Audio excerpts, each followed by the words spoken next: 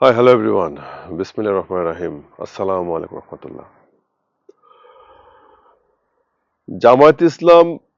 কি করছে না করছে তারা বেহেশতের টিকিট বিক্রি করছে না কি বিক্রি করছে এসব বলার জন্য বাংলাদেশের টক শো সবসময় চেয়ে থাকে বা বাংলাদেশের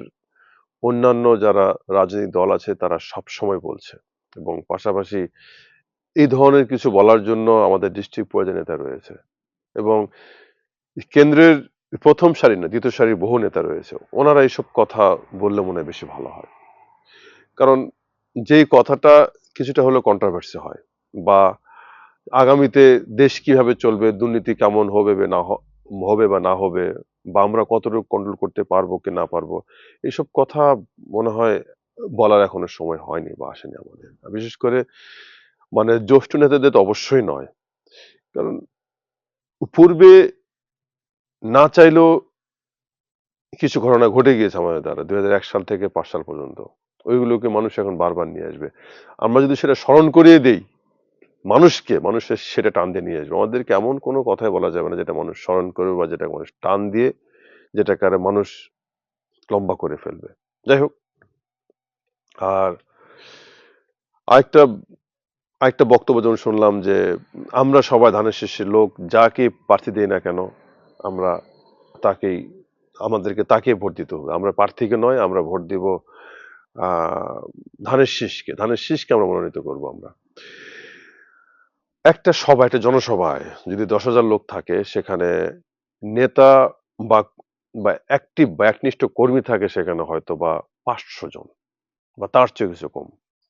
বাকি সকলে সাধারণ জনগণ আমরা যে ৫০০ জন আছি আমরা হয়তো বা এটা মেনে নিব যে যাকেই দেখ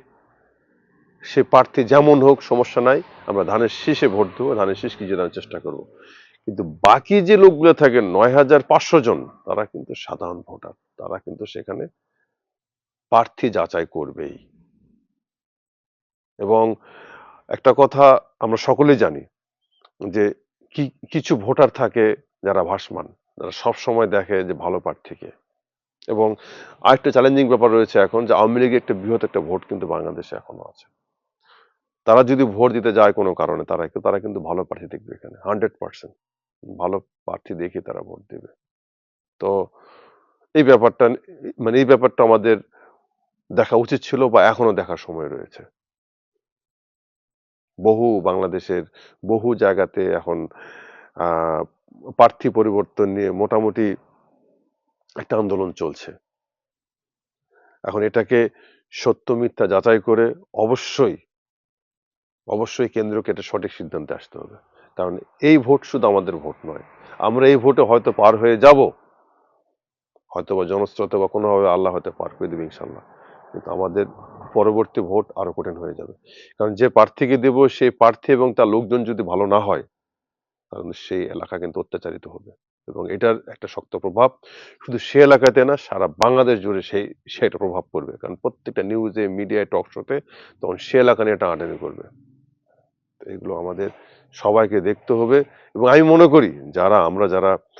দলকে যারা নিঃস্বার্থভাবে যারা ভালোবাসে আমাদের মাঝে যারা আছেন যারা তাদেরকে অবশ্যই এই ধরনের কথাগুলো বলতে হবে দলের স্বার্থে বলতে হবে জনগণের স্বার্থে বলতে হবে কারণ আমরা দলকে যতটা ভালোবাসি না কেন আমরা একনিষ্ঠ কর্মী আমরা দলকে ভালোবাসতেই পারি দলের লোক যেই হোক যেমন হোক যেটাই হোক কিন্তু সাধারণ লোক যদি একবার মুখ ফিরিয়ে নেয় আমরা কিন্তু আর কখনোই ঘুরে দাঁড়াতে পারবো না তো যাই হোক ইনশাল্লাহ যা কিছু করবে ইনশাল্লাহ আশা করি কেন্দ্র ভালোই কিছু করবে সবাই ভালো থাকবেন আসসালামু আলাইকুম রহমতুল্লাহ